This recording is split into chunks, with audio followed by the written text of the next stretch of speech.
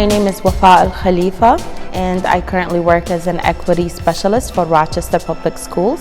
I associate myself with the Sudanese community in Rochester because I'm Sudanese American, but I also associate myself with the Muslim community, the African community, and I'm connected very well with the Somali community that we have in Rochester too.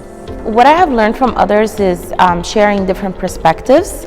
Sometimes if you're just consumed within your own community and isolated, you don't get to hear about the other ways of thinking. That's what makes it great too, because I was sharing other perspectives too, that it could be new for other communities as well. When I think of construction, I think that it's a very male-dominant field where maybe rarely you would see females. Culturally speaking, from the cultures I associate from, you could see females, but in specific fields, but not all the fields within the construction. You could see them in architecture, you could see them in interior design, or you could see them in the finance aspect of it, or banking, for example. But opening the door for more women, and especially women, BIPOC women, to participate in this project in the construction field will open the way for women to share their perspective and change this long historical industry that I am sure that it does have a lot of changes that we need to have done.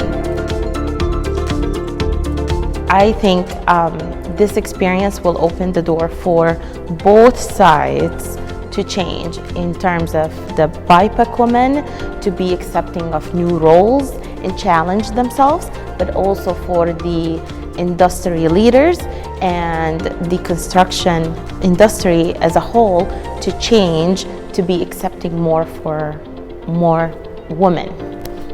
I think the outreach efforts to community leaders to change or break any taboos, the communities, the underserved communities that we have in Rochester, that's something I thought of and I shared in the co-design, and I think it's really needed because this is where we always end up having the same perspectives and not being inclusive enough by not including the opinions or the input of community leaders from the different communities that we have in Rochester and make Rochester today.